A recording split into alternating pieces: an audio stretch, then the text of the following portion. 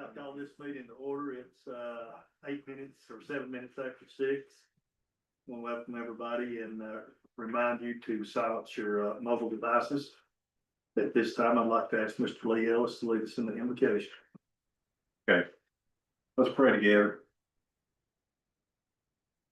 Dear Lord, thank you, God, for your love for us, your mercy on your grace. Lord, thank you for meeting our needs. I pray for the citizens, our county. Pray for tonight's meeting, Lord, for us to make good decisions to help the folks that live here. God, thank you for blessing us, and be especially, Lord, with the folks that have lost loved ones recently or having a hard time with health or finances or home. Forgive us where we fail you. Help us see the good in other people. Help me see my own faults. In your name we pray. Amen. Thank you, ladies. Second, we'll see the pledge. Attention, salute, pledge. I pledge allegiance to the flag of the United States of America and to the republic for which it stands, one nation under God, indivisible, with liberty and justice for all. Board members, if you would make yourself aware of the ethics, awareness, and conflict of interest reminder. At this time, if you have a conflict of interest, please let it be known. With that, we'll move on. Are there any additions or changes to the agenda tonight? Okay, if none, I'll have a motion to adopt the agenda as presented. Okay.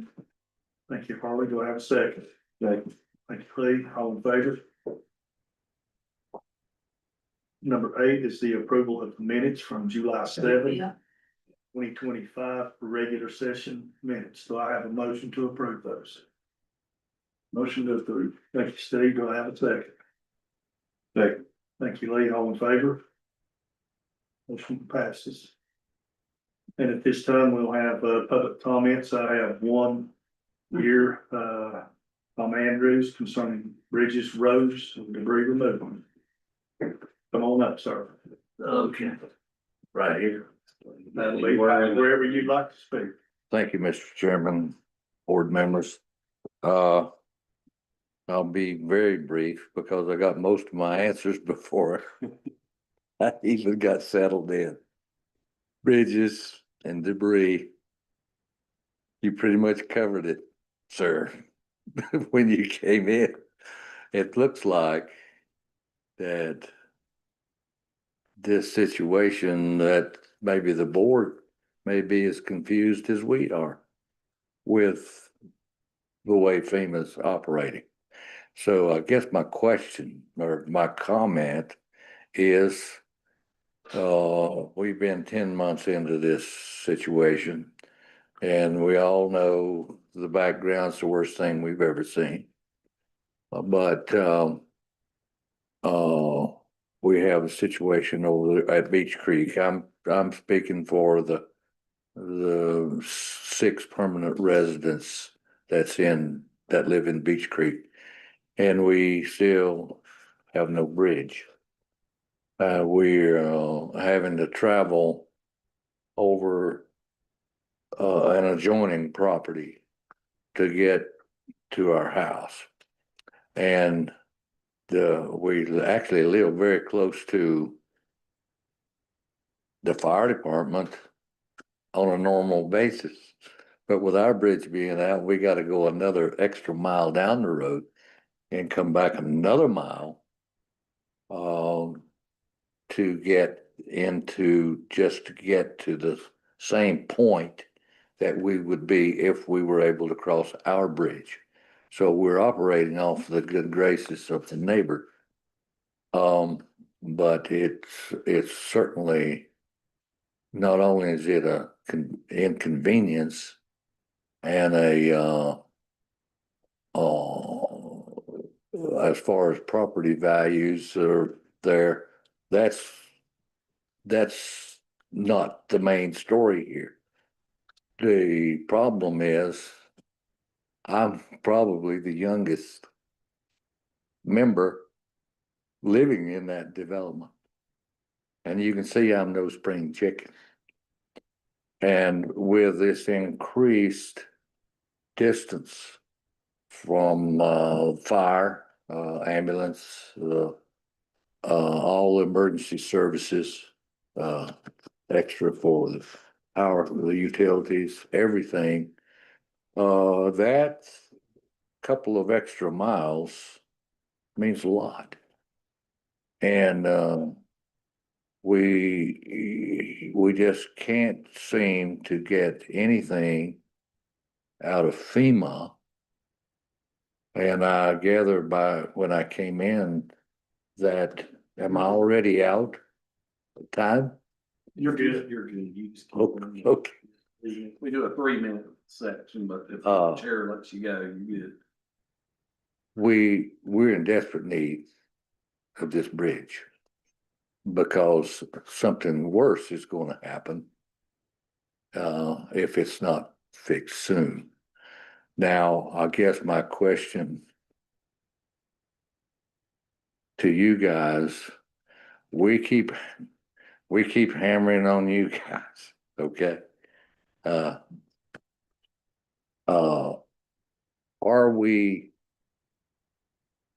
Are we questioning and hammering in the wrong place?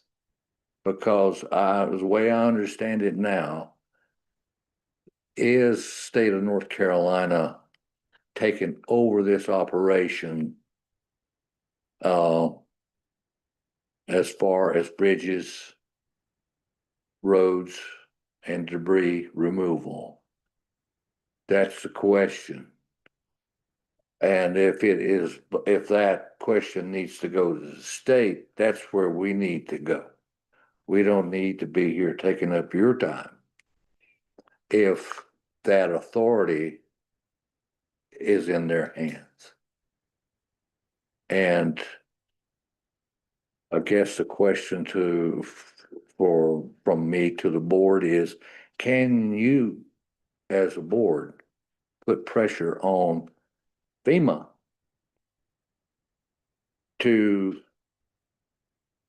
get up off their seat? Okay, seat.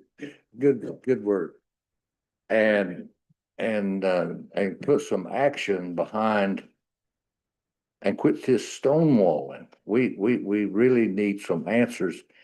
I know it's a tremendous task. I understand that. But it seems to me that somehow or other, 10 months is enough time. I think we're being reasonable and without burning any more of your time, can you, as a board, put some pressure on FEMA to start moving? We need to get rid of this debris. The fire season is right here, right now. We need to get rid of that. We also need to get rid of the debris so we can maintain the roads. We can't even maintain the roads for the debris. But the main thing is to get that bridge in so we can get the adequate safety concerns taken care of. With that, I do have one last thing. If you could bear with me one more minute. And this is just an observation. This flood, which none of us ever seen before, and I don't know anyone alive today that has. The wrecking out of these bridges, roads, railroads, the major factor behind that was debris being pushed by a force of water. Now, I would think, if it has not already been mentioned, that the state of North Carolina, especially in these mountain counties, should have a plan, like maybe every 5 years We have all this drone technology now. We've certainly got personnel that could fly these streamways and look for this debris. It wasn't so much the water as it was the debris that took out so many bridges and structures. And then all that water loaded up behind it, and here it come. Same thing happened over in McDowell. I've got the same problem over there that I've got right where I live. But if they had a 5-year plan, a 7-year plan, a 10-year plan or something, and they surveyed the streamways for log jams and debris, and then allow the landowners to retrieve that from the streamway without having to go to Congress to get it done, and keep that stuff out of the streamways, it would probably eliminate a lot of our troubles, loss of life, and certainly a lot of money. Thank you, gentlemen. Thank you. Let us. Quick question for you. I don't want to ask a question in public comment, but just for my knowledge, you said that Beach Creek is where you live? Yes, Beach Creek Development. Is that? It's in Beulah. Is that the Yes. one past Beans Creek? Okay. Yeah, just past Beans Creek Okay. on the left. And that bridge is a private bridge going into that development there, that the one you're talking about? Or is it a state maintained bridge? Private bridge. Private bridge, okay, thank you. Yeah. I just make sure I knew where he is at. Yeah, and just so that we're very clear, the bridge that we're using is not the development bridge. Yeah, Okay, yeah, so we're just using that bridge by the graces of the landowner. gotcha. Okay, Thank you. thank you. And, I'll agree with, I think this is we normally don't comment. You're in public comment, we listen. But I think your concerns are great, since we're live streaming. I know there are a lot of questions out there that maybe the general public would like to hear a response back. I think the county manager would be the best one to give you the information, because he's worked with this for going on 10 months. And I promise you, you're not the only one frustrated with FEMA. I've been frustrated since day 5. And it is a concern for fire and rescue and to get to you or EMS. Because 2 miles is a difference between sometimes living and sometimes dying. Exactly. So Alan, if you'd like to address the whole process and how things have worked and the hoops that you have jumped through and the process that finances had to jump through this situation. State is running bridge program, so what they do is, we had FEMA. So early on, FEMA individual assistance was the way folks would get bridges. So you had 6 primary residents on Beach Creek, and you would apply to FEMA for individual assistance. The 6 folks on there would need to do the FEMA claim. They get the IA. I know we talked about all that. We've been talking a lot. So that individual assistance is one factor. Obviously, it hasn't moved from FEMA for your 6 landowners, because if the 6 each got 40,000, that'd be 240,000 to be used toward the bridge. The bridge also has the state bridge program, which kicked on about a month ago. They finally got it up and moving, and I got a dashboard, and it shows everyone that registered. I saw where Beach Creek's bridge was registered. I don't think that it showed as being assessed yet by the state bridge program, but it's on the list. They're assessing. So when you get an assessment there, the state bridge program has it has priorities and things. So, since you have 6 residents on there, that would get a number 1 priority. And so that means it's a high priority bridge. the typical bridge the state's installing is a permanent rail car bridge. So you wouldn't get a covered bridge. You'd have a bridge where a fire truck could get through. And the bridge would be to fire truck standards through the state bridge program. So they bring an engineer, they do the no-rise studies for you. On a gated community, it's a 50% cost share, if what I remember is correct on that. So, you know, I think that's what, and I can double check that, but that's what I was understanding from the state side. You know, if it's a open road, like going back into a community that doesn't have a gate with a card that you have to get in, it could be, you know, I think fully covered, like if it's just a PO box. But so that's what I understood from that state bridge program on how they're making that back. But it's so important to get that road going into that community to get those 6 residents quick access, because the Beach Creek construction entrance, like he said, is about 2 miles down and has roads that I think are not really great. They need gravel on them and things. And so it's a high priority bridge. I think I've reached out verbally 3 or 4 times to the Congress folks. And that was one on my list. And then I got about 3 emails I've sent on that as well. And when it runs into this FEMA stuff, we're running slow, and then they sometimes underfund you when they do give you money. I found that with a lot of the folks in the county. Some of them will get money flowing through the FEMA IA, but on the bridge program, they try to get FEMA's money, the state money, combine it all together, and then they build out the bridge with those funds.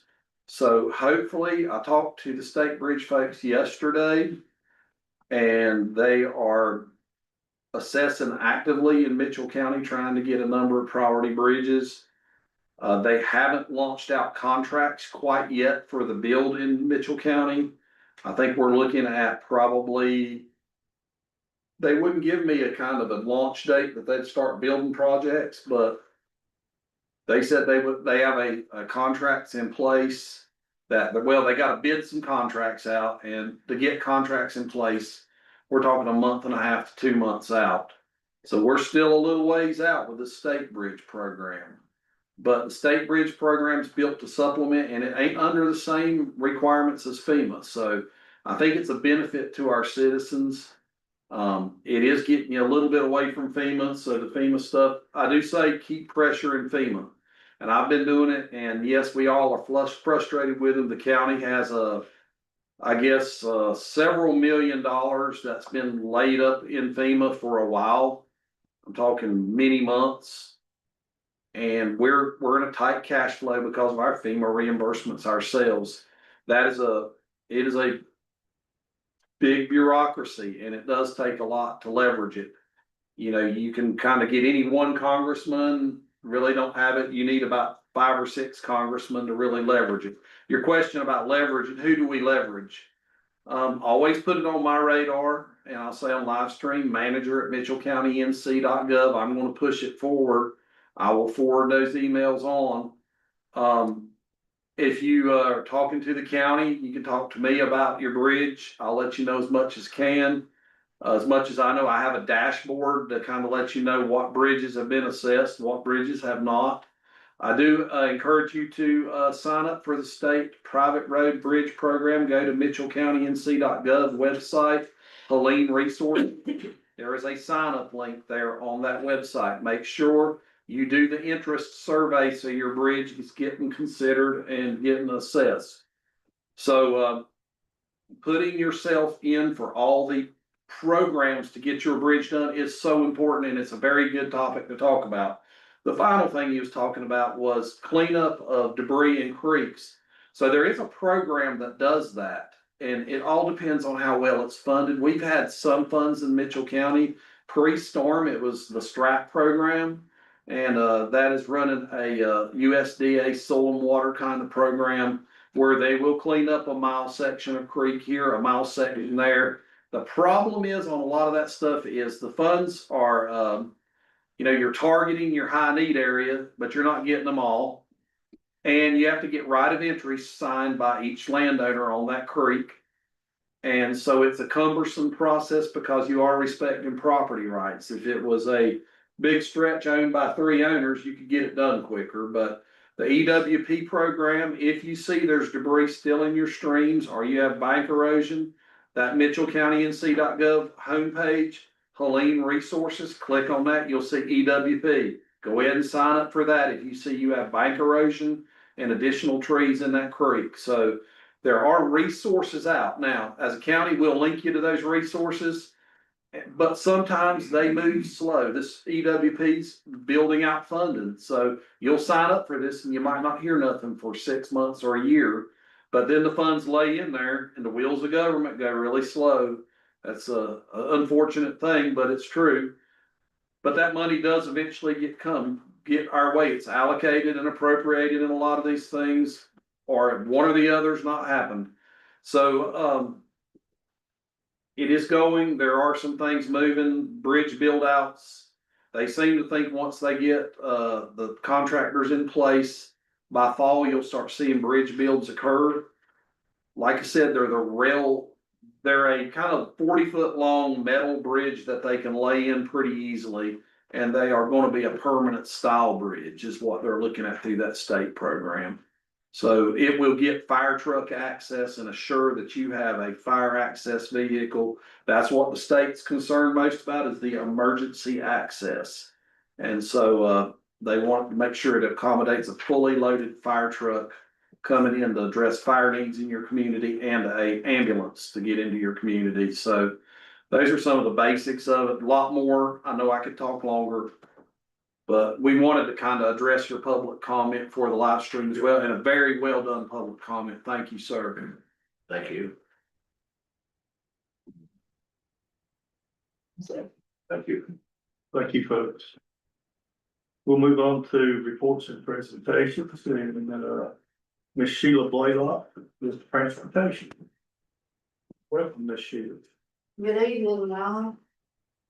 We've had a busy day today, and we've got AECom here that's been out at Walmart riding the vans, and they've been doing surveys, asking our passengers and drivers what they'd like in their new transit facility. And Michael's gonna come up and do a presentation here in a minute, but I wanted to introduce to you the gentleman that called me in the 9th hour when I come before you asking about doing a feasibility study. And then he had acquired us the grant money, the federal grant money to build a facility. And this is Michael Stafford. And he is the senior project manager with NCDOT and IMD. And so I just wanted you to see him. And I told you I could hear his smile from Raleigh, and he did that pretty smile.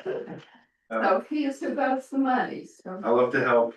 Apologize for the tire. We were at Walmart all day, so we were trying to be comfortable in the heat. We had a great time engaging the riders for the last 2 days to, kind of see what works, what doesn't, what challenges they have, and, any way we can incorporate improvements into a new facility. It's good to meet you in person, Alan. I know we've had a lot of phone conversations. What started between Sheila and I was just a interest conversation talk about, Mitchell County outgrowing their facility and needing to think long-term about, what a new facility could look like for the county and continuing to provide good transit access. Turned out to be Helene ripping through this community and unfortunately really tearing apart that transit facility. And it's humbling to be able to go through that facility and already know that we are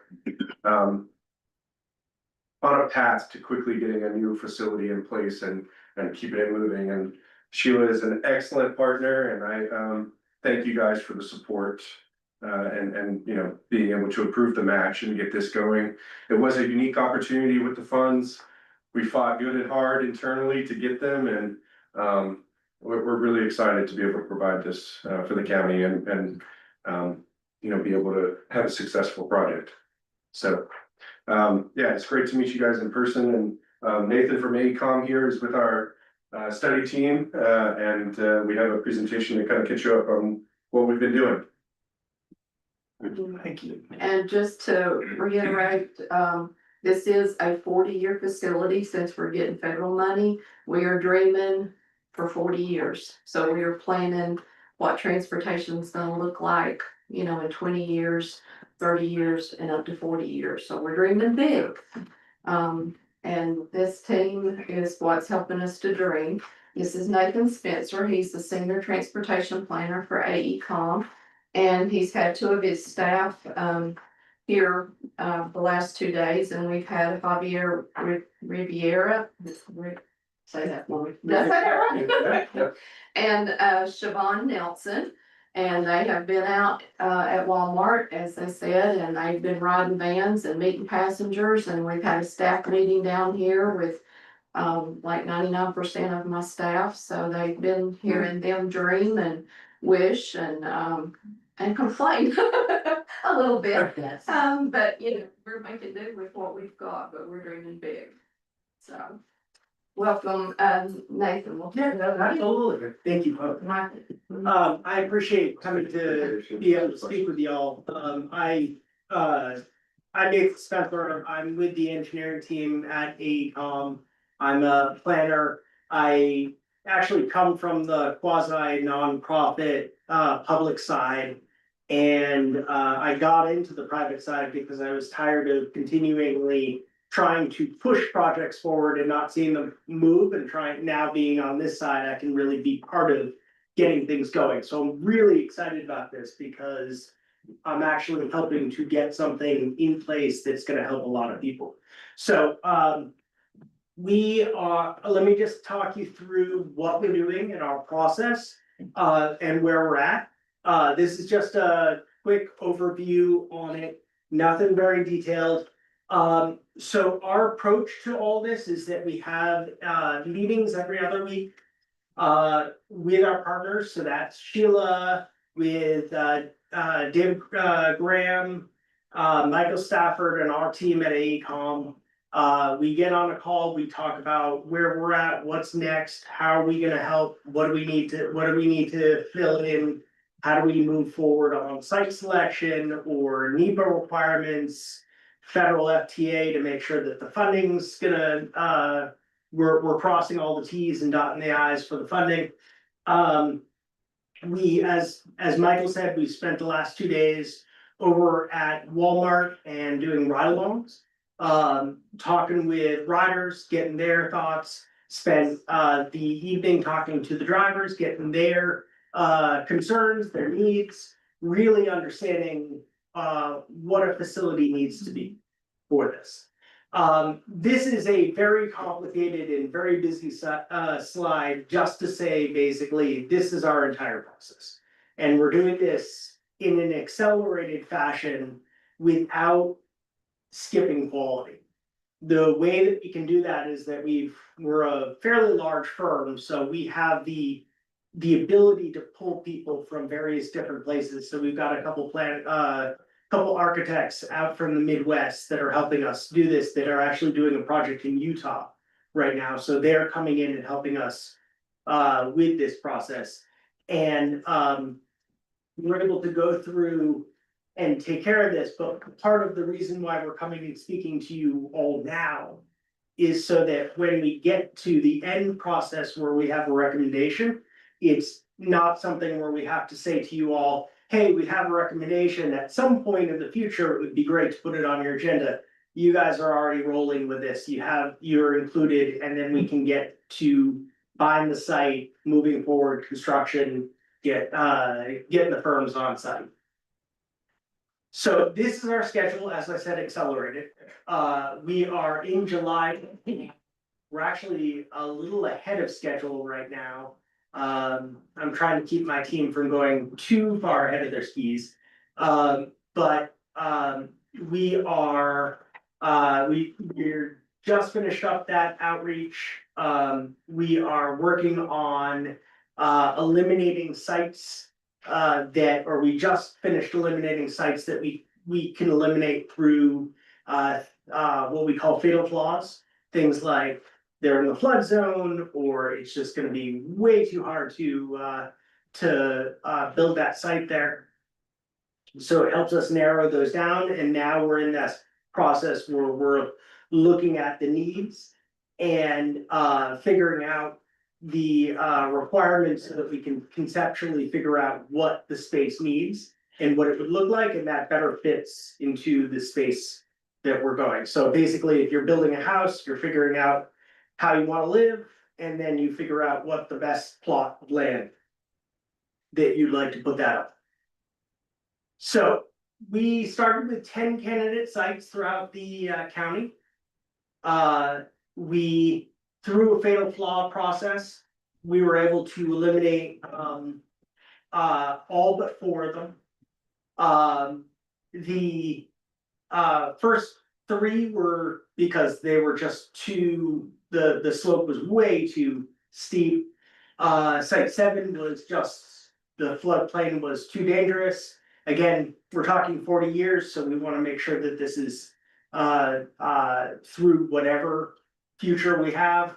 And then site 4 was just, there wasn't enough space. So now we've got 5, 6, and 5, 6, 8, and 10, which are on this map.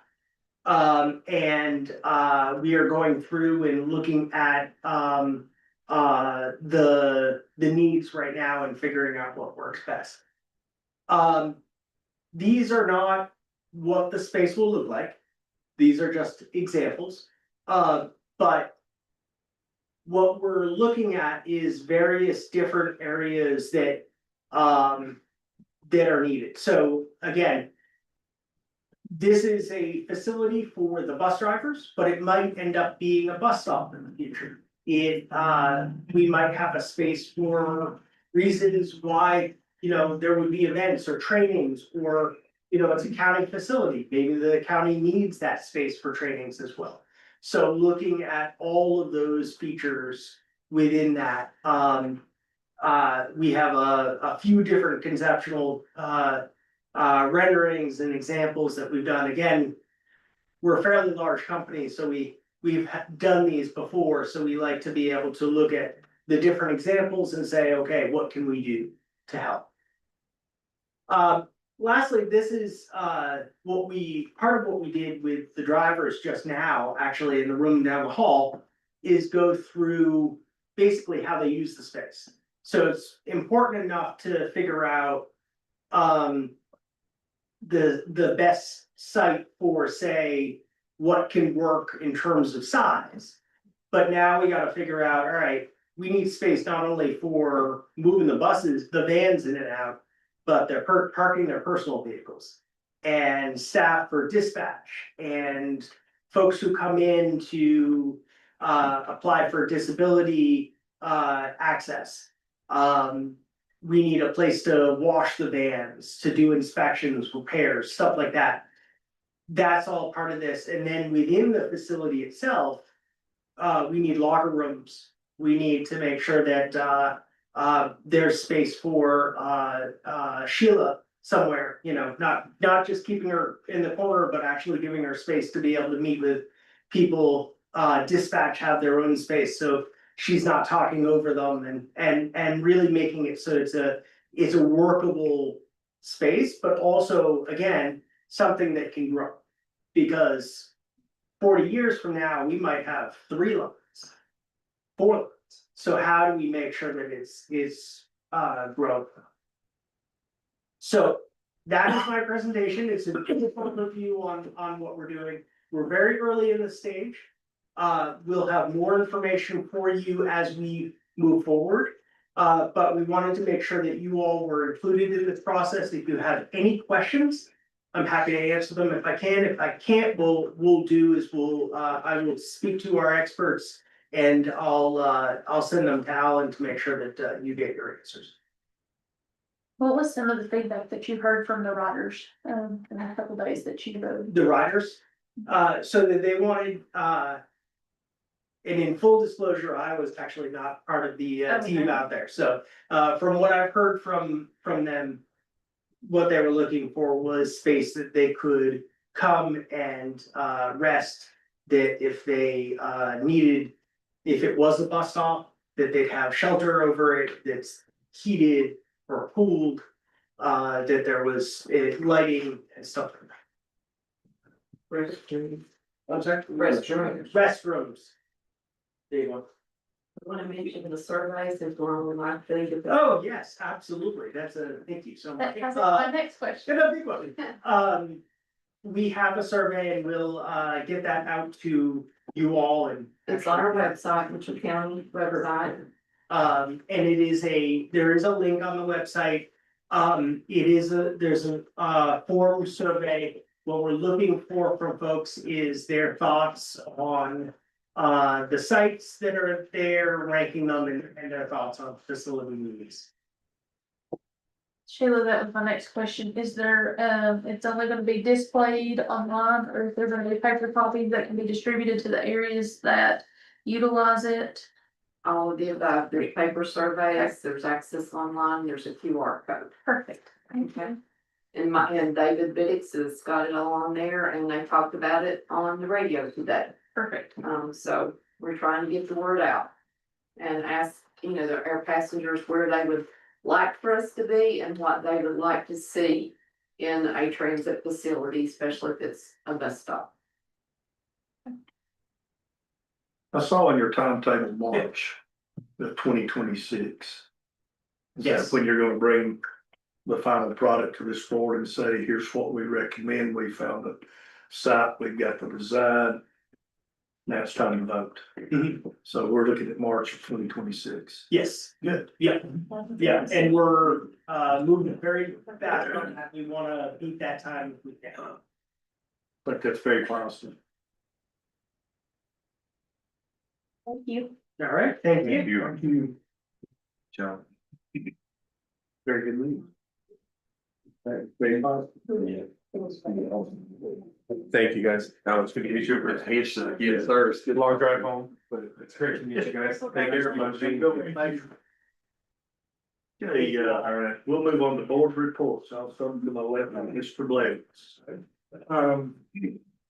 Since the last meeting, I've been to two different board meetings, animal shelter, which is everything goes short, every animal shelter's moving right along very smoothly right now. They are preparing and getting ready for this Saturday for their fur ball fundraising event, which is a ball they're having at Cross Street, and where folks can come, and there'll be different types of donated items that they can bid on. There'll be a meal, different kinds of things. So tickets, I think, are still, you can still get tickets to the animal shelter.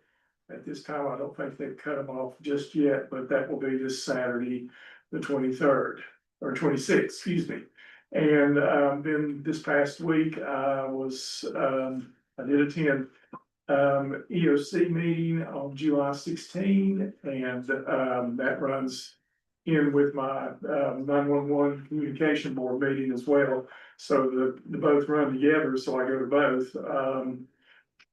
Still on EOC, and Alan can jump in on that when he was there.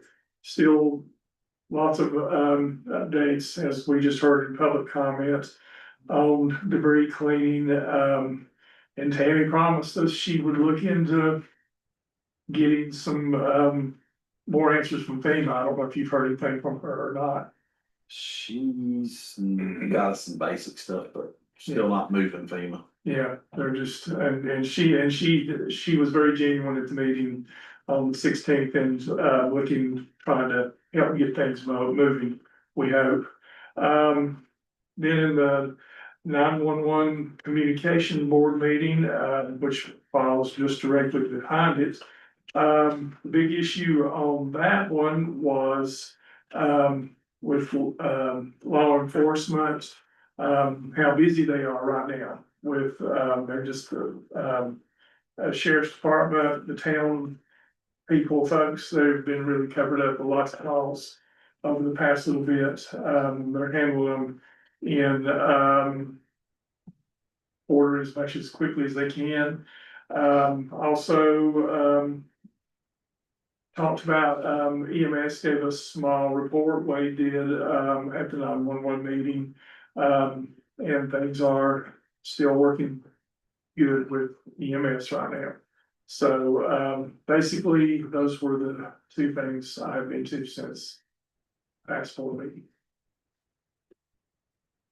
Thank you, Mr. Street.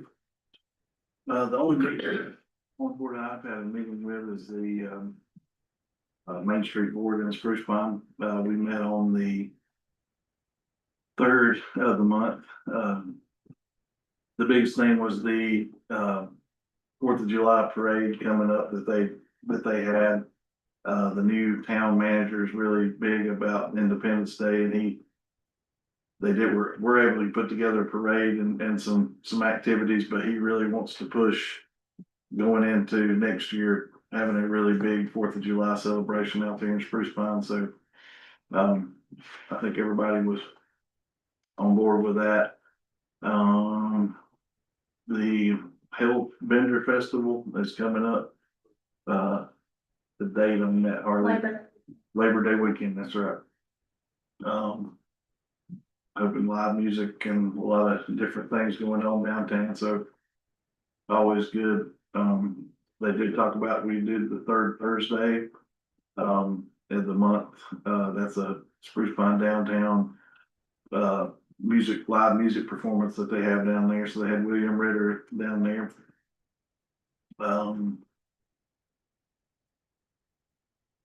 They've got Glitter Garden, which is free face painting, hair, tinsel, and nail polish going on.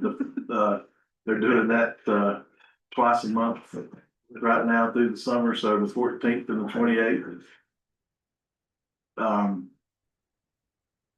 Just a lot of folks that care about the community, especially Main Street there is Spruce Pine, trying to get some little bit of normalcy and festivals rolling. So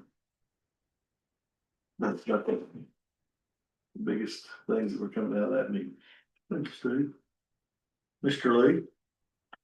I've got two reports, Chamber and EDC with a few bullets on each one. The Chamber and the courts are hosting again this year, the Top to the Toe 5K. It's on Saturday, July 26th. They also have mine tours planned for July 31st, August 1st, and August 2nd. And they are hosting a laser rock show with Malin Earth to Sky Park on August 2nd. That sounds pretty cool. They're scheduling a business input session Thursday, July 24th at the Small Business Center at 5:30. That's to discuss just the community's input for future business growth. We've had a lot of ribbon cuttings. The YMCA, Mountain Community Health Partnership, 50th anniversary of Buck Stove, just to name a few, and they are planning a ribbon cutting, I understand, for the new DMV maybe next week. This Thursday or next Thursday. They're also they're close to moving into a new office space downtown. I think EDC will probably share some space there. And the new memberships are continuing to grow. They're seeing positive growth. Early reports show about a 40% increase in memberships this fiscal year. They're also working on the planning stages for two new events to try to help offset where they canceled were forced to cancel the Mineral Gym this year. They're working on plans for at least two events to hopefully offset some of that loss. And the annual awards dinner is scheduled for November 6th. EDC has also been pretty busy. They have a formal lease agreement in place with Malin Small Business Center in Atlas to assist small business owners and entrepreneurs. Project Highland, which is Mountain Community Health Partnership, held a ribbon cutting on the 18th. 24 new jobs at an average expectation of $77,000 per year and an $18 million capital spending at that location at phase one. The YMCA, as y'all know, opened. They will employ about 90 people. Most of those are part-time, but 90 folks. Executive Director Bill Slagle keeps up with how many contacts he makes locally with businesses. And during this reporting time, he met with over 25 local businesses, touched base with them to see if he could help, if there's a way for Mitchell County to help. And he's also worked closely with town of Bakersfield, putting them into contact with Sanford Holzhauser for ED's AIA EDC facilitated agreement. And just recently, they put all the documents in place for the EDC and the chamber to work together, as we discussed in here, I think at the last meeting. But we have a very clear understanding of responsibilities and expectations from both sides and the employees as well. That's all I have. Thank you. Ms. Harley. I just have two meetings that I've been to since our last one. And so the first one was the first meeting for the Toe River Valley Regional Library Board. And so that was really successful. It was a relatively short meeting, but we went ahead and scheduled the chair, vice chair, and secretary positions, and we filled out the calendar for the rest of the year. And so we decided to alternate meetings. I don't think they're quarterly, but we'll do every county one time and then Spruce Pine and then back and forth. And that was just simply because Bakersfield's space is not big enough to accommodate people that want to attend. If there is anybody that wants to be put on that sunshine list, feel free just to shoot me an email at harley.m.masters@mitchellcountync.gov, and you can be put on that sunshine list to get the agenda and all of that good stuff. But it was a relatively good meeting. So the next update that I had was from our TDA meeting, and it's the big thing coming out of that was that Kelly will have our flyers to go into the short-term rentals, and so that way if there is another emergency while people are staying here in Mitchell County, they will be able to know like how to notify and know where to go for shelter or all of the things. But Kelly also had given an update, and so where she'd been working with emergency management, she did mention that the app that they're designing should be rolling out really soon, so that's good news. So I think that's it. So A lot of information. I attended the YMCA ribbon cutting. If you've not been there, it's a state-of-the-art facility that Mitchell County should be very proud of. I think it's just as nice as anything you'll see in a large city. It gives an opportunity to serve all ages. And it's great. My family is here from Las Vegas. Of course, they're leaving very shortly, but they got to go in on our membership yesterday. The grandkids had a ball. So something that we should be very proud of. And then went to the MCHP groundbreaking, which is a $18 million facility, debt-free. Senator Ralph Ice secured the money for that. And there, it was mentioned at that facility, this is the first stage. Second stage, looking at housing needs in the county, which will be a huge plus for our citizens. So, two very positive things that has happened. I mean, it was in works before the storm, of course, but the storm didn't delay or stop the progress. And, Mr. Andrews spoke tonight about debris and brush, and I think we've all seen it. We're all tired of looking at it.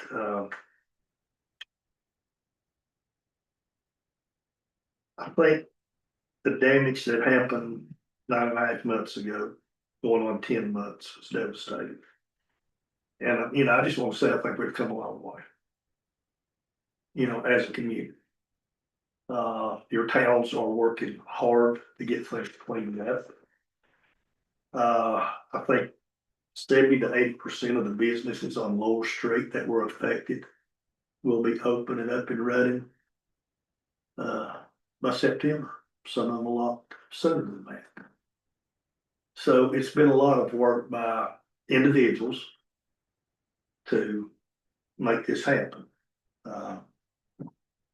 As I drive through Bakersfield coming in and going further out, you can remember the piles of muck that was there. Well, now, you know, it's clean company.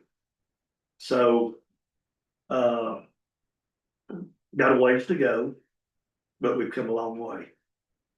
And, you know, I think that, Mitchell County is gonna come back bigger and stronger than it was before the storm, so that's the only thing I've got to say. Okay, moving on, items for discussion.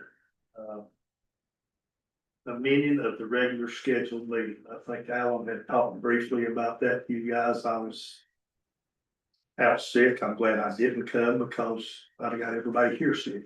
So, but Alan, if you wanna talk about that a little bit, or I'll talk to it somewhat there, and then anybody wants to add in, of course. So we were talking about our mid-month meeting for just moving business along, doing a 8:30 to 9:30 bracket of, you know, the mid-month would be a morning meeting. We would do a very condensed agenda where it wouldn't have board reports. It would basically be bare bones, have your items for discussion, your consent agenda. And no reports or presentations, no board reports. And, you know, we're only required to do one monthly meeting with public comments. It wouldn't have public comments. It's just a business meeting meant to keep as a public meeting, of course. But it's meant to just keep our stuff running on time as we do all this storm recovery. We don't need a full-on meeting, and sometimes the morning is a better time to do that. Now, I do know that I wanted to run that by the board with the framework of saying, you know, if we got that thing done within an hour, would that be something that the board might be open to?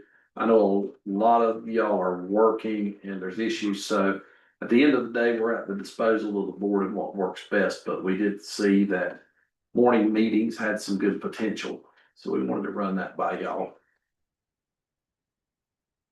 Mr. Blevins. I like the idea of, the last two morning meetings we had a good turnout for people that wanted to come in and listen, and, I really think that our needs are gonna be covered by the regular first Monday meeting. As you said, Alan, with, public comments and, everything that goes with it, so I'm all in favor for this morning agenda. Will at 8:30 time interfere with your bus schedule? No, I usually finish by 7:45. Okay. Mr. Steve. It's hard for me, just I've got, my mornings are usually pretty covered up, but if we can guarantee that it's only an hour. I mean, I can't sit in here for 3 hours and debate. I mean, it's gotta be, we have to be our own police to get us in and out, but. I mean, we can do it. I mean.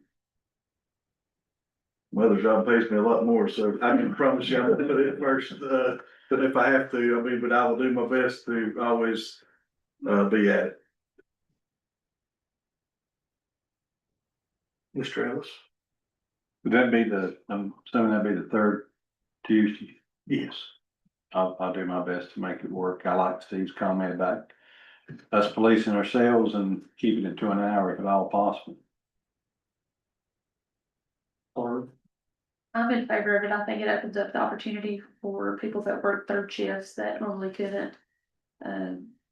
Or second, third shifts, that can't normally attend our meetings, so I'm good with it as long as we still have public comment at least once a month.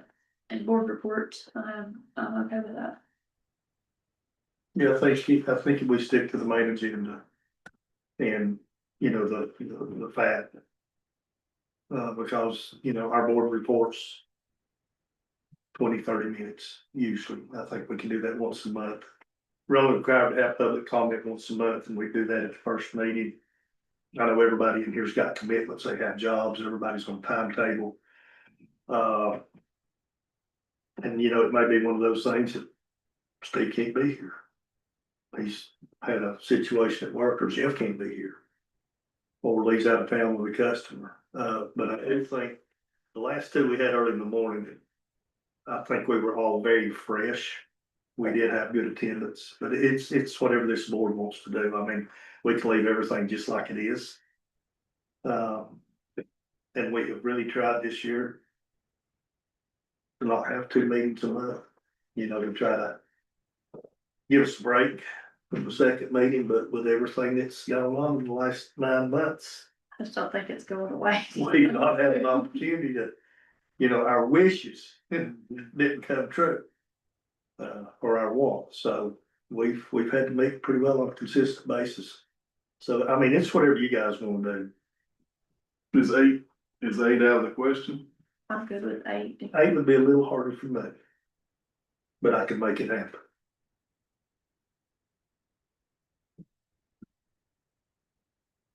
I mean, if 8 works for you, then I'll make 8 work for me, if that works better on your schedule, Steve.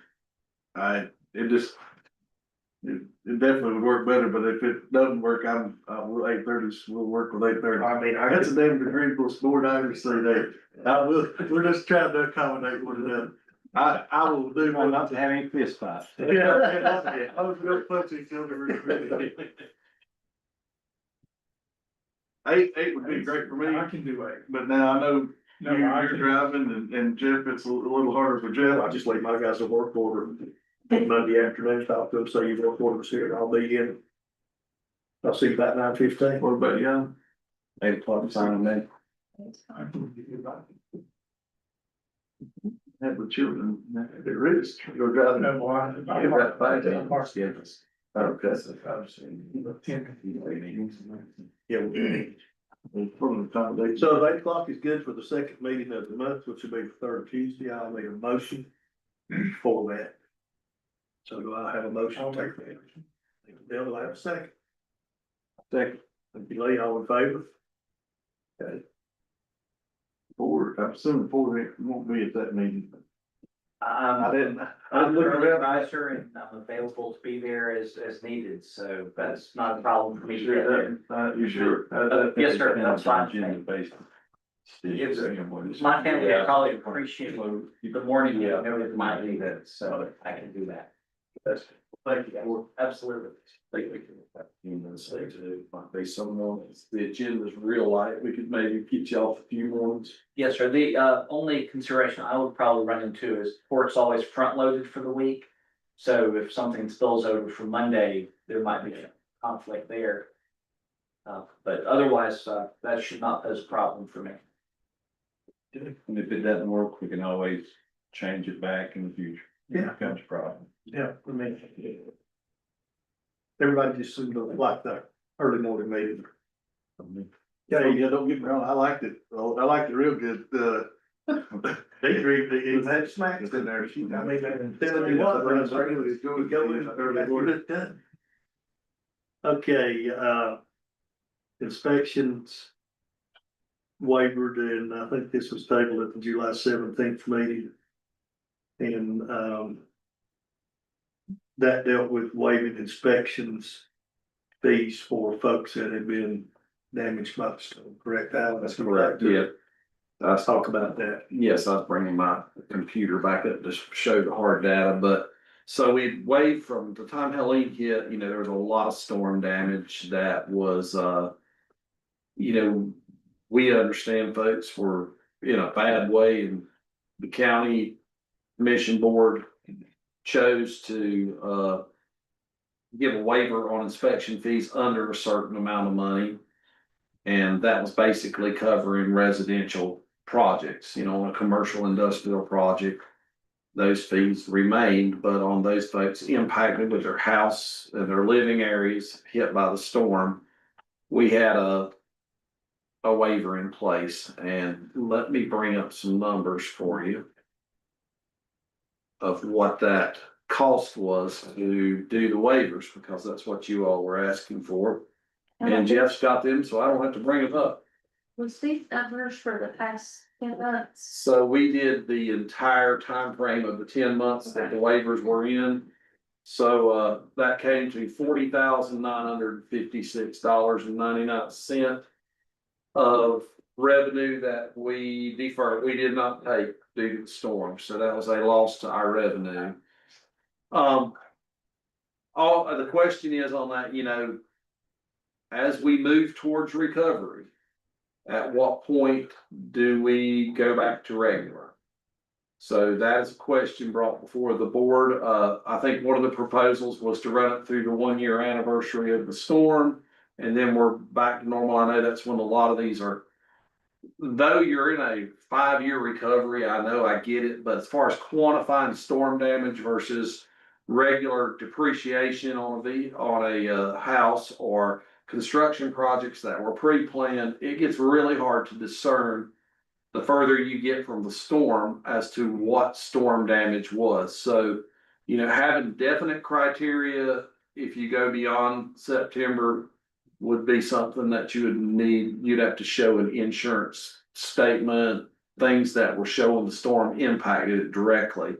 So that is your discussion point up is, okay, you can stop that now, or you can let it go a little further. It's the pleasure of the board, but there would be a need for a motion and a second. But over the 10 months, we were at that 40,000-ish mark. I think what was it there, Jeff? There we go. 40,956. So if we did a year, it'll probably be the 15,000-20,000 added to that, probably, that, you know, we'd be out 60,000, which is, you know, that's kind of a base salary layout for a lot of our positions is 60,000. So Did Misty happen to say how many were damaged and have been fixed? Did she happen to throw that number out? And I'm just already like the closed out permits, I Yes. guess. You know, I didn't have out how many were closed out at this point, but I can get that. She could probably bring that up for me, but I'd have to bring that back to you. And I'd say Harley, the majority. Half being probably closed out. I was just looking at the number of there's a lot on here. I know, I just got my permit last week from my vehicle. I know the majority of the service ones have, cause a lot of them are like weatherheads, boxes being torn off, majors when they come off the houses and stuff. I got you. I'm glad we could do this. I'm glad we did this. Mhm. And personally, I'll be honest with you, I like the idea of the 1 year anniversary. Of the storm. To extend it, I think we need to extend it. Even though I think the majority of the folks have probably gone in and got their fee, but there may be some that haven't. Because of damage to land, they had to get their land repaired before they could go back to construction.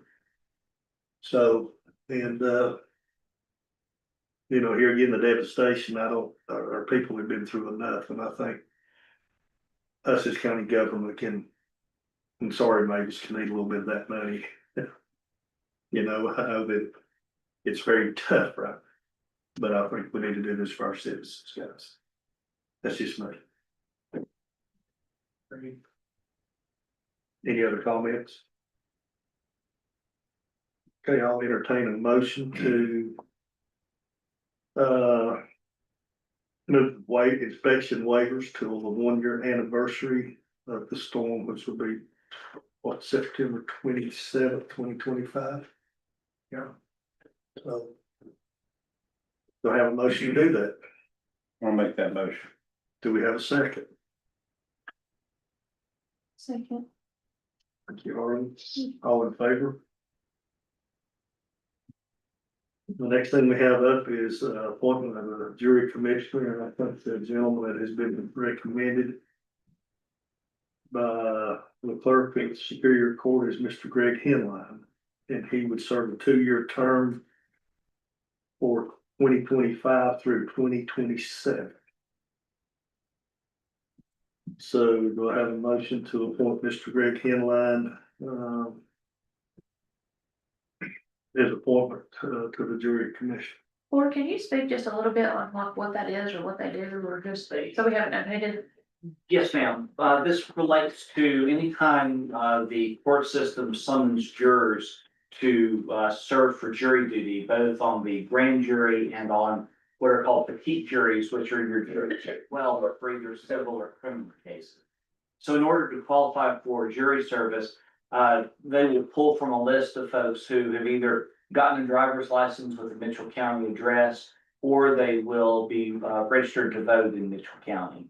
The jury commission's job is to review that list, make sure they're not duplicating between the two lists. In other words, not doubling your chances just because you have registered to vote and have a license. And they're also going to remove folks under the age of 18 and folks that are over the age of 72 to try and cut down on the number of folks that get wrongfully pulled for jury duty who would have an excuse to get out. So it's a group of 3 individuals in Mitchell County whose job is essentially to oversee the process of curating those lists, and then every time there's a term of court, they will randomly cause to be randomly selected what's called a jury pool. So if anyone's been summoned, you go and sit and there's 80 to 90 of your friends and neighbors. The way you got a seat in the courtroom, wait and see if you're picked for the jury, is because these 3 folks sent you a notice that said, congratulations, you've been selected for jury. So that's the thankless and mostly unknown task these folks fulfill. Thank you. Yes, ma'am. Any other questions for on this? Hey. Do I have a motion to appoint Greg in line for this, as a jury commissioner? I'll make that motion. Do I have a second? Thank you, Steve, all in favor? And the last item for discussion, and I'm gonna turn this over to the county manager, asset purchase agreement between the county of Mitchell and Mitchell Medics Incorporated. No, Chair, I think I'm just gonna let the county attorney address that since he wrote it up. But Yes, sir. Mr. Chairman, as the board is aware, Mitchell Medics has given us notice that Mr. Sullivan wishes to get out of the ambulance business and has a termination of his contract date that he's exercised that would be at the end of this year. As part of the transition from Mr. Sullivan's company to a county-run agency, you have in front of you a proposed asset purchase agreement with Mr. Sullivan's company. By way of background, in North Carolina, 96 counties currently provide an ambulance service that is run by the county.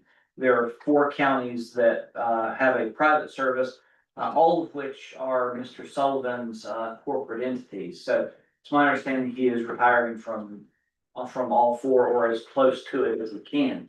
So as part of that, Mr. Sullivan approached the county about purchasing the ambulances that they currently use for Mitchell County so that you can purchase the vehicles as part and the other equipment that's associated with emergency responses.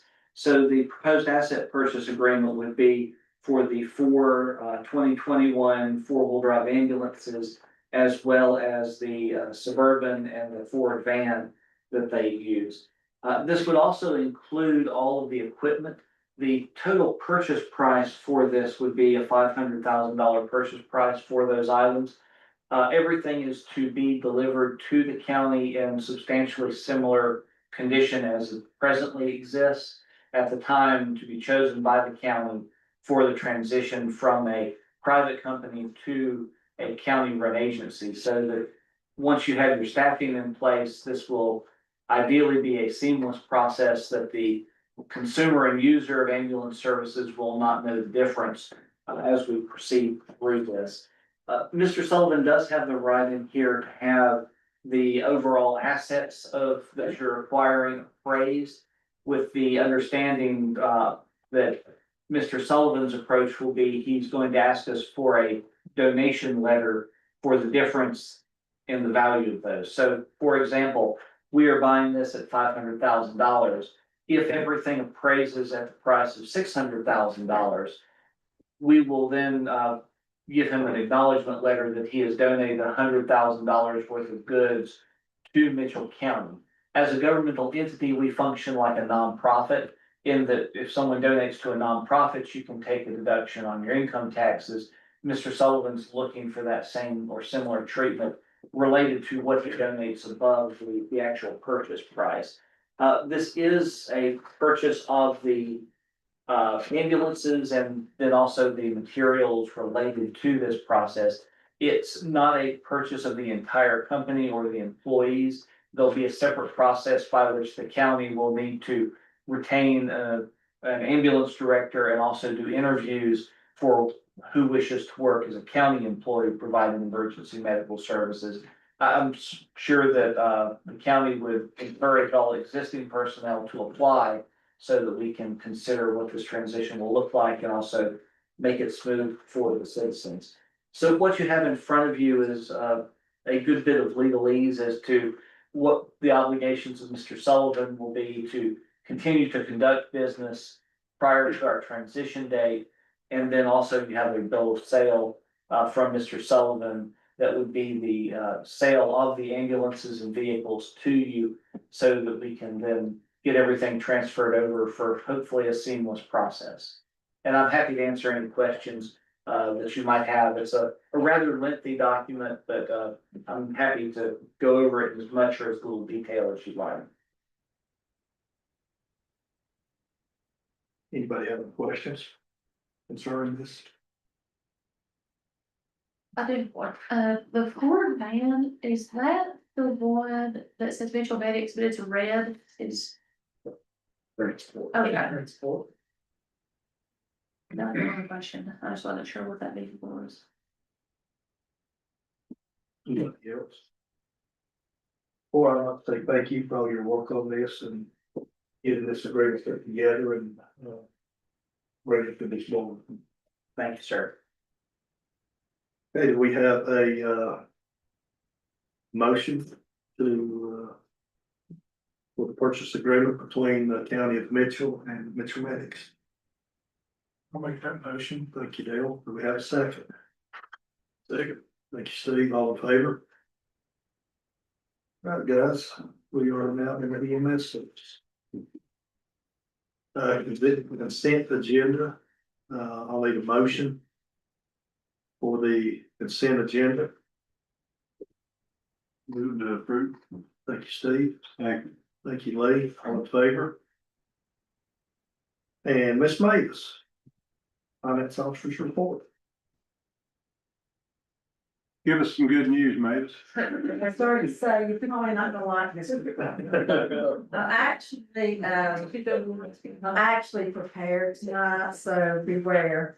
No, I do have some really important things to talk to you about, and I really do.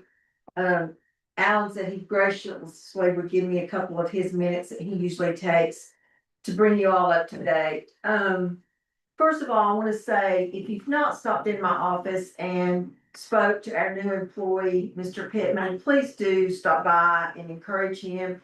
He has kind of jumped into the fire right now because we are so busy.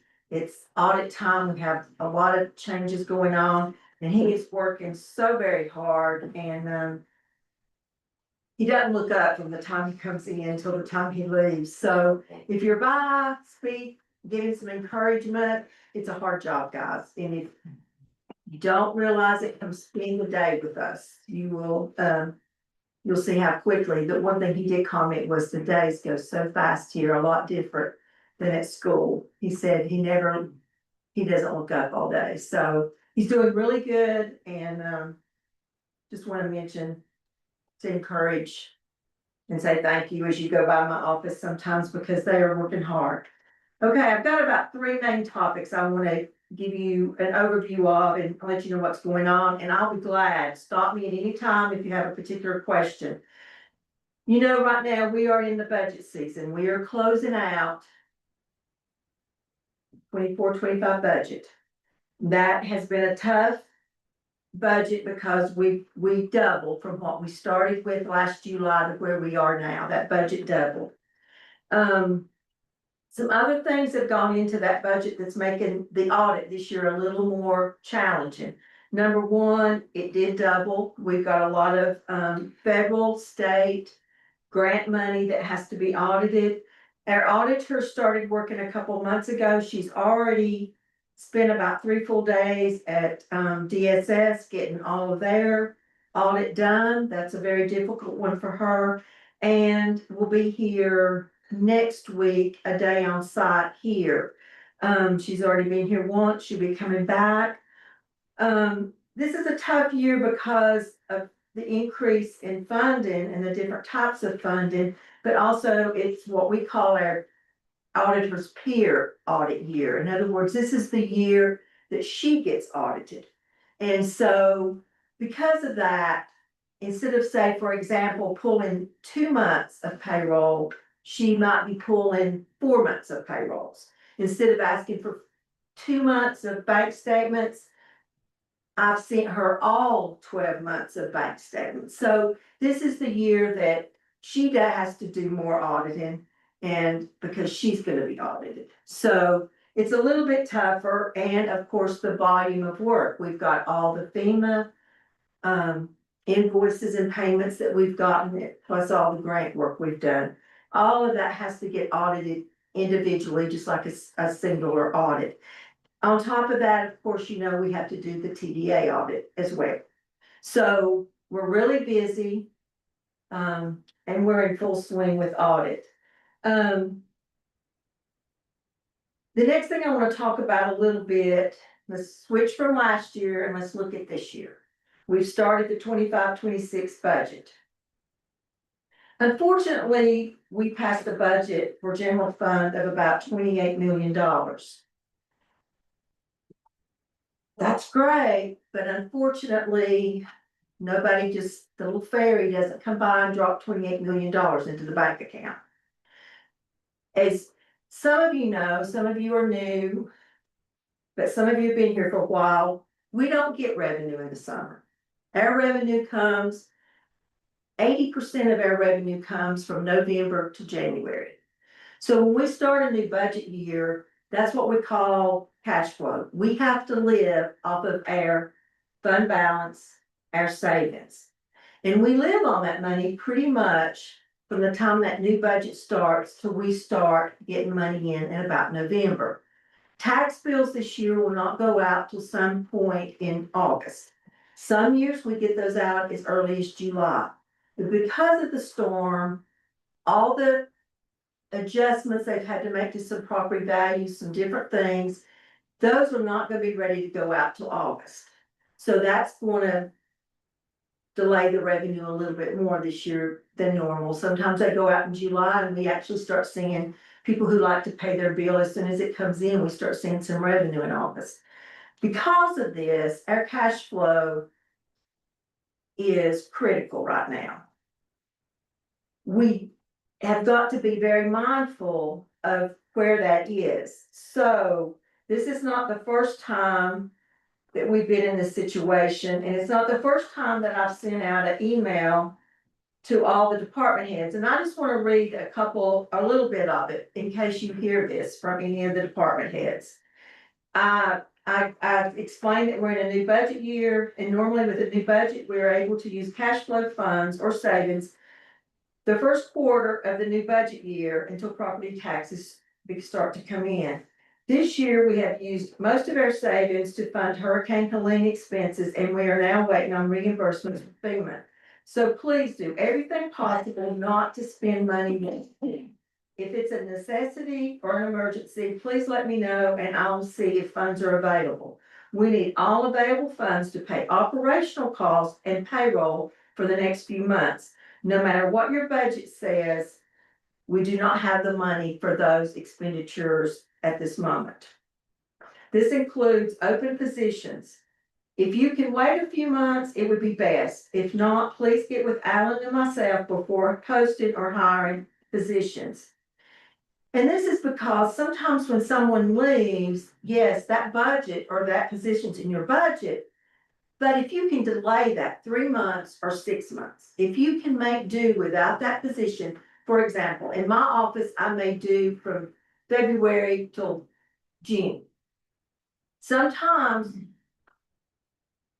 it's not going to hurt you to lose that position for 2 or 3 months. So all I'm asking is, let's get through these next 3 to 4 months. And let's build our cash flow back up a little bit. Can we still, hey, Mavis, can we still do recruiting and things like for open positions? Can they go through interview processes, doing those kind of things? Just we can't make offers? Is that? Right, I don't think so, and I think every position needs to be evaluated, I think, and I'm not gonna be, nobody's gonna love me for saying these things. But realistically, I think this is the time to where things have changed a little bit, we've had to put more resources in to emergency management, for example, or public safety because of the storm. If there are positions, look at that position and look at that department and look at how they're staffed. Do they need that person? Has things changed since the storm to maybe that department's not as busy as another department? I think we need to be real mindful of where we're putting our resources. And people are a resource. And that's just my suggestion. Unfortunately, departments have tunnel vision. They don't see the whole picture. If you're sitting in finance, trust me, you see the whole picture. And sometimes we see a little bit more than we want to see. And that's not saying anything about any department, but and the department should look out for their department. But sometimes they also need to open their eyes and look at other departments too, who may be running really, really short staffed and trying to make it work. And they've got extra staff and they could do without a person for a month or two. How many openings do we have in total in the county? Do you know? There's a few. I don't know. I don't know. I know the sheriff's department has some. They've had trouble finding positions. DSS has some. One time about 10 to 12, maybe. Yeah, I appreciate what y'all are doing and saying about it. But I'm not being, I'm just being realistic. I think it's more, it's just as important for Mitchell County to do this as it is Hardin landscaping for Baxter's. I mean, I think times change and I think. we're not where we were last I year. think we should be doing this regardless of the land. Well, I just, Be nice maybe in August, for our August meeting, just if we could get a list of those open positions and just, take a look. And, see what's out there and. and again, the Overstep county it. manager and HR can sit down and look at those and evaluate them. I think you have to have a conversation with that department head and look at that department and really look at the needs. Yeah, a lot of times it's services to the citizens are impacted. Then we don't. Some positions are like directly impacted. For example, if you did have a turnover in emergency management with our wildfire risk, you're going. We've got to fill it. An EMS director, we got that open. We've got to move that. And law enforcement, there are some positions. There that are critical. some that's really critical. Now, an administrative, that's debatable. You have to make your case. Just pick all the other departments. There's a lot of things out there, even one with law enforcement or emergency management. If there's a discussion first is what we would like to say. Let's talk about it. Can you wait? Maybe you can't, but. Well, I'm not meaning to interrupt, but I really like what you said, Blake. These are tough times. It's already been said that we're waiting on FEMA money. And luckily we had a decent fund balance prior to the storm. But I think it's maybe time for us to buckle up and say, no, we're not gonna authorize filling that position, even though it may have been funded for the budget year. And let the people that deal with it every day, Mavis, Alan, HR, determine how bad that need is. And if it's not an immediate pressing need, then, you're gonna have to wait. Cause it's, we're in this for a day or two, aren't we, Mavis? A year or Those of two? you who've worked with me know I'm very conservative and I sometimes might be a little on the negative side, but it's only because I don't know the future and it's my job to protect the finances of the county. And it would be dismissed if I didn't say we just need to slow down a little bit right now and let's get these next few months under our belt. Alan's the debris expert, but unfortunately, we have to fund that debris and we're in the process right now. If we could get this one big project through on the work we've done from March 25th till July 13th, if we could get that project through FEMA and get some money back on that, I think I would feel a lot better, and I will feel a lot better when that happens. But when you're talking about $23 million sitting here that we owe, and I'm dependent on getting some money for that. Now, a little bit about that, we got 2 cash flow loans from the state, and we used that money to fund the first part of that 23 million. We used the 4.8 million. I have not heard, but I had hoped there would be another round of cash flow loans from the state. And I've not heard about that yet. I thought it was in the bill that they signed at 4th of July, that House Bill 1012. So we may be getting another little piece of cash flow, but I have exhausted the cash flow that we have. What kind So of shape would we be in right now if we had not had available that loan that you're speaking of at 0% interest? Where would Mitchell County Well, be financially right now? we would not have been able to pay the first part of that debris money. We would have to have all held those bills. Because I can't use what money we have to run the county operations and make payroll to pay for debris, Jeff. I just can't do Oh, I that. understand. Wouldn't want you to. So we've paid, like I said, the first almost 5 million. And now we are desperately trying to push the FEMA project through to start getting some money back on that project.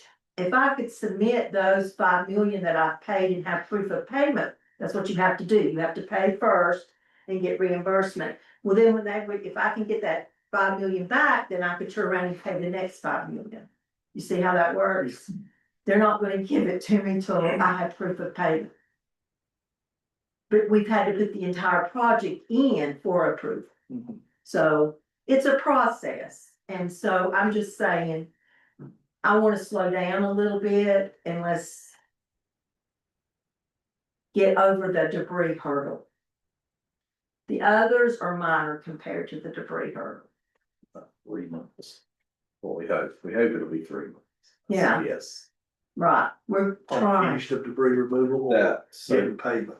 Yeah, pretty much doing the hire freeze for the next 3 months to. slowing hiring down to essential items. Yeah. I trust Alan to do whatever you need Yeah, to do. it seems. I think what we'll, and I'll just, to be, clear on what plan would be, it would be a threefold. Finance, HR, and county manager would look at and have a discussion about any position that we could maybe defer a little bit. We talk to that department head, say, hey, can you wait 3 months? In many cases, they said, yeah, it'll put me in a bind, but I can do it. And we just have to strap on tight and move through these 3 months. Yeah, so let's talk a little bit about the cash flow loan. And back in March, I think it was, we talked about the disaster loan, the federal disaster loan, $5 million was the max. And you gave me permission to pursue that loan. We kind of put that on hold till we got the cash flow loans, and I wanted to see what we were gonna get, how far it would go. And so obviously I realized that wasn't gonna be it wasn't gonna solve all the problems. So I have been over the last 2 or 3 months working with a gentleman who's an expert in cash flow loans, which realistically, there's only about 20 in the country that really know how to do this type of lending. Anyway, he's been helping me, and I want to give you a little bit of background on this loan because you need to know, if you're going to be here for the next 4 years, you definitely need to know about this loan. So it started out, his name is Paul, and I had seen him 3 past years of our financials. So FEMA has this very elaborate workbook that all of this revenue has to be put in. They do not care about your expenses. They don't ask about your expenses. All they want to know is your revenue. And it's not only revenue in your general fund, it's revenue through every fund we have, all the way from every grant, all the way to the opioid money, okay? Every dollar that comes into this county had to be categorized. Is it a one-time? Is it reoccurring? Is it restricted? And if it's restricted, I had to prove that it was restricted. In other words, I had to send the MOU for opioid money. I had to show the agreement with the state on the PSAP money, what it can be spent for. Everything that was restricted, I had to justify it. So really what they're looking at is all your revenues for the past 3 years. And it comes down to showing you just what is eligible for you to spend, what is non-restricted money. And when I get that workbook back, I want to share it with you all because you will be shocked when you see this big budget and then you see just this little slice of the pie that you really have any say-so about. It's very small compared to the big picture. So this really illustrated that in a different way than I had seen it done. So then, once we got through doing that, I projected where I think we're gonna be at the end of this past year. In other words, I don't know that until the end of August, but I went ahead and projected where I think our numbers are gonna be. And it was really interesting because this workbook comes back and it pops up it was like 6.1% growth. And so I'm like panicking and I say, because this loan is all about revenue loss. And Paul said, no, Mavis, don't worry about that. He said, in almost every case I've ever worked on, he said, you have a growth in revenue the year of the event or the disaster. That's normal. We see that all the time. And what they're looking for is then we have to project the next 3 years. So we're in the process now of projecting revenues for the year I'm in now, 27 and 28. Okay. Number one, you have to get the loan approved. They look at all of that and you have to show and be able to justify that you're going to have $5 million worth of revenue loss in the next 3 years. And that concerns me a little bit because I'm not sure that's where we're going to be. But like he said, this is a projection, and it's based on what we've seen other places, how it happens other places, I guess. History is telling them that you're going to lose revenue in the next 3 years. So I have to believe him. So we're in the process of doing those projections. When he gets those finished, because he's going to base it on a lot of things, we gave him a lot of facts, like how many properties were lost, how many businesses have been out of business for a year and may not come back. We've had to, I can't tell you, we spent 2 days of just him asking me millions of questions and then getting the answers for it. So he is now working on those 3 years of projections to see if we truly are going to have the $5 million loss. So what's going to happen is the loan's going to get approved, hopefully. North Carolina's going to approve it and we're going to get this loan. And it's actually a line of credit, so we don't have to access it from day one. Alan and I've talked about it a little bit. I mean, my thoughts are, and this is where you guys that are going to be here for a long time need to think about this. You know, personally, I wouldn't probably grab that money day one if we're functioning and don't have to have it to pay debris bills and wait for FEMA to come back. If we can get through this year without it, wait and see what this year looks like, the year we're in now. Look and see where we are next year this time. Did we have a loss? Did we have a gain? It may be we want to wait and see what 27 looks like before we grab that money. So it's there for us if it's approved. The kicker is at the end of year 28, which is going to be 3 years from now, we're gonna go back and do that workbook all over again, and you're gonna put actuals in for 26, 27, and 28. So sometime in that fourth year, FEMA's gonna review that loan, gonna review those numbers, and they're gonna make a decision. Number one, you're either gonna pay that loan back with the interest, or number two, they're gonna forgive that loan and forgive the interest. What is the interest? It's right now about 2%. Now, the kicker to the interest is, which I didn't know, I learned a lot from this gentleman. In fact, I learned more in 2 days than I could have ever imagined at my age learning, but his recommendation is also not to pay the interest. If you access the loan, you let that interest accrue, because if the loan is forgiven and you've let the interest accrue on that loan, they will forgive the interest. However, if you've paid the interest payments for the next 3 years, they can't forgive it and give it back to you. In other words, they will not reimburse you for that interest, but if you've let it accrue and it's attached to the 5 million, they will pay it. So that was the interest that I didn't know. So if I'm not here when that time comes, don't pay the interest. We'll do an agreement that it's gonna accrue. The LGC will allow that. I was told that it takes 6 to 9 months to get this loan approved. Right now, FEMA has only cut their staff in that office from 15 people to 3 people. I have talked to 2 of those people. Right now, they have about 200 loan requests in the pipeline. So, it's not gonna be a quick process. However, with us having an expert that actually knows how to do their workbook, and they have allowed him to have the workbook, he's able to do all their work for them. He'll have to submit it, and they will hopefully approve it fairly quickly, because they're not gonna have to convert it to their workbook. He already has it. He has the FEMA workbook. Is there a fee for working with Paul? We acquired him because somebody with HGA, our consultants, knew him personally and recommended him.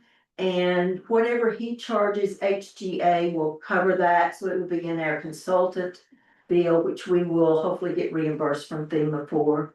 We're not paying him directly, we're paying his services.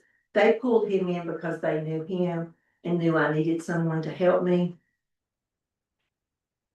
Because when I saw the workbook with FEMA, I knew right away, whew, that would have took a full-time person several weeks to do without someone knowing what they were doing. Now that I've done it for 2 days, I could probably do it.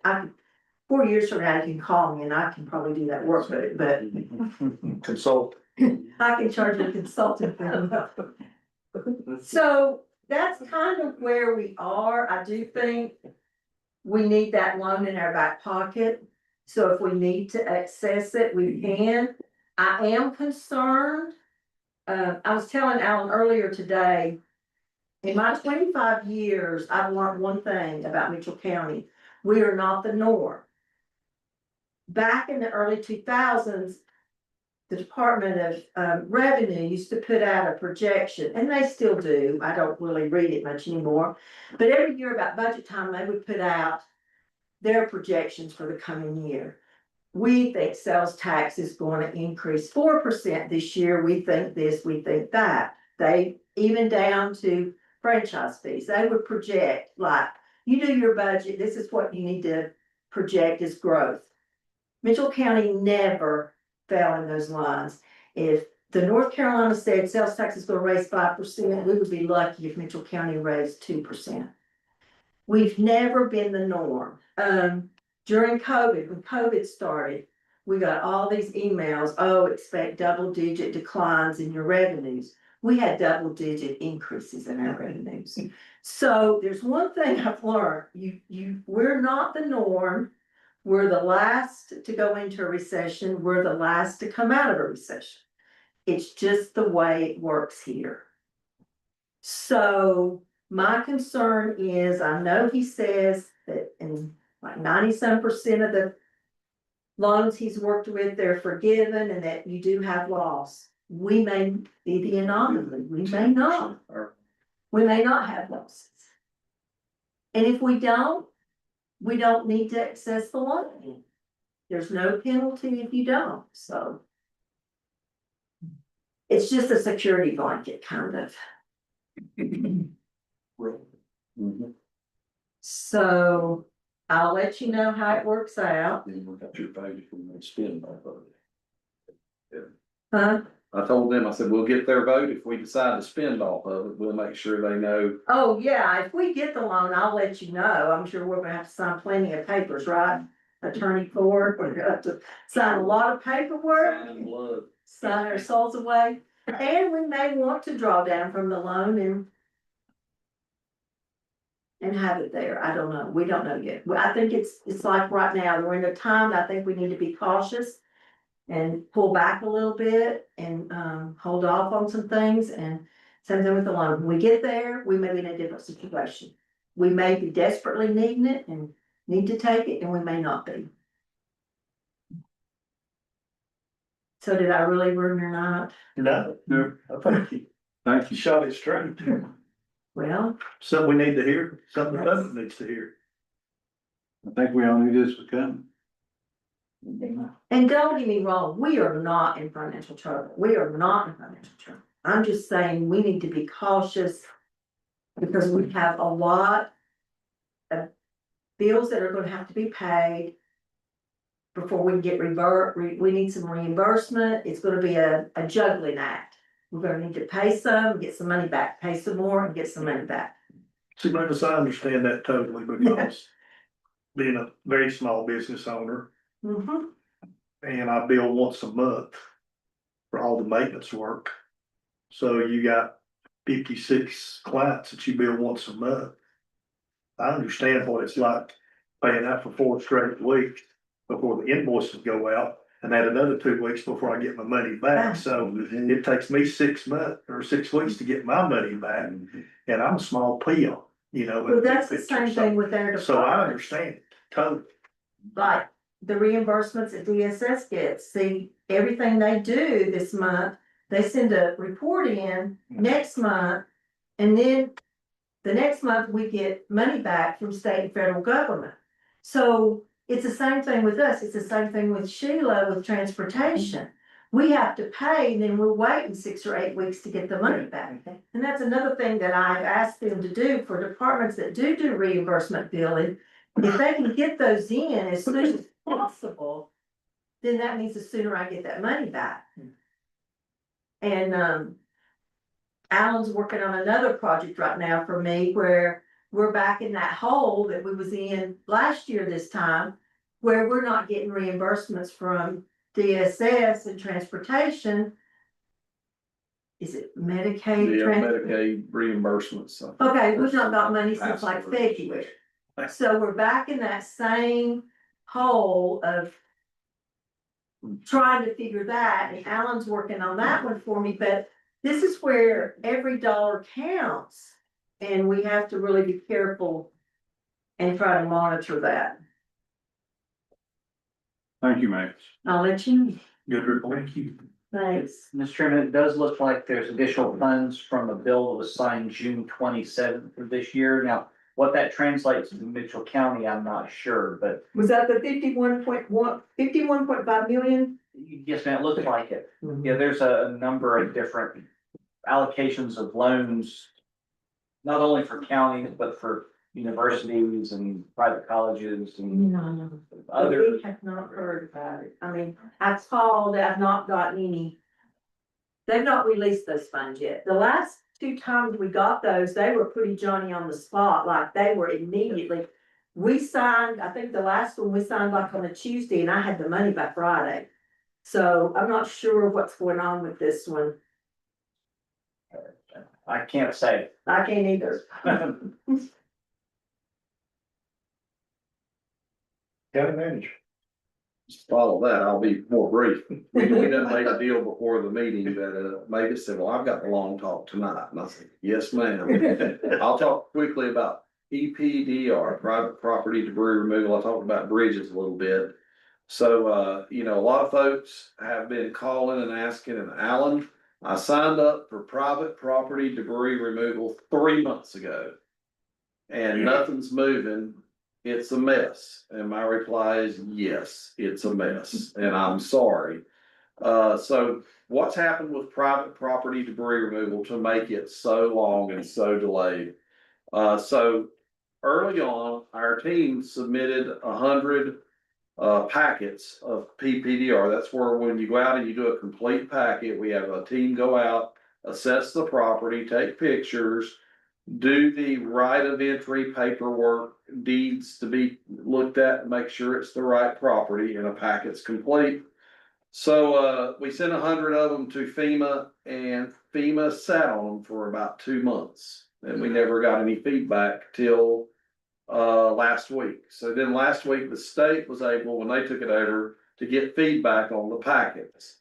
And so we had submitted 600 packets, and there's some things in there that they want, like maybe a tax card with each one to show that the ownership that signed is the correct ownership.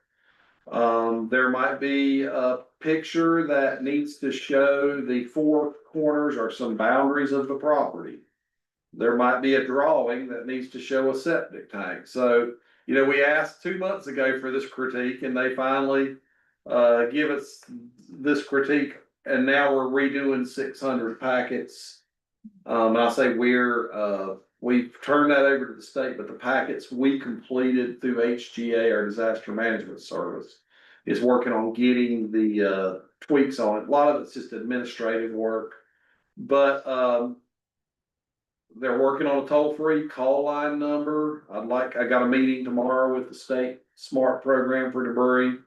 Hopefully I will have out on, so anything debris related, check your Mitchell County NC.gov webpage and go to Helene Resources. You just click off the top of it, and that's where our updates are. Also the Mitchell County Facebook, but as soon as I get a debris toll-free number or phone number and website or whatever it be that the new state system is for signing up, it's gonna go from the time I get a phone number, I'm gonna run it for another month on registrations for new private property debris.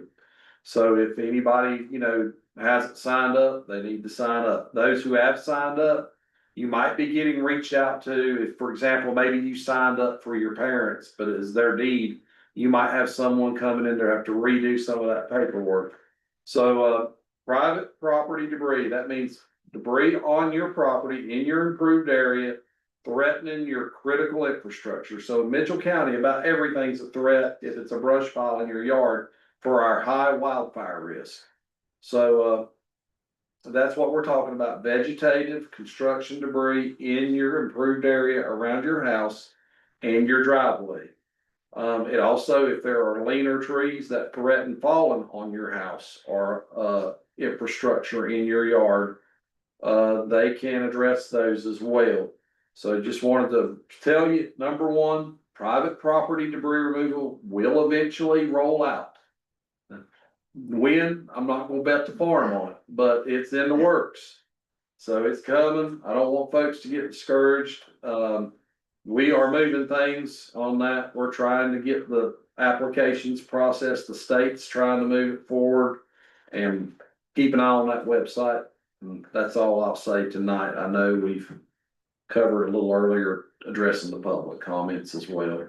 Mr. Chairman, for that process, the current deadline, if folks have not applied, is July 31st.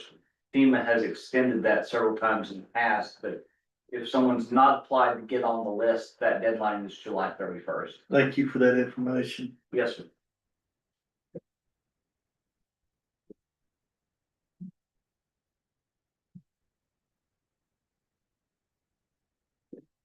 Okay, guys, great informational meeting tonight. I think, everything that you said was very positive. Got some good information out to our citizens. So at this time, I'll take a motion to adjourn. Hey, Okay, can I say one thing? yes, ma'am. If anybody wants to sign up for the NCACC annual conference, please let Deidre know. That deadline is coming up, I think like at the end of the month or something. But it will be held in Pitt County, And it will be August the 20th, 21st, 22nd. Or maybe 21st, 22nd, 23rd, sorry. It's Thursday through Saturday. I've got one more thing I forgot. Okay. The tag office is now in a brand new building out in, the Spruce Pine Shopping Center parking lot. And I know Shelley was talking about times for a ribbon cutting and wanted to confirm one with y'all, and that would be, August 30 or July 31st at 4 p.m. That's a Thursday for a ribbon cutting.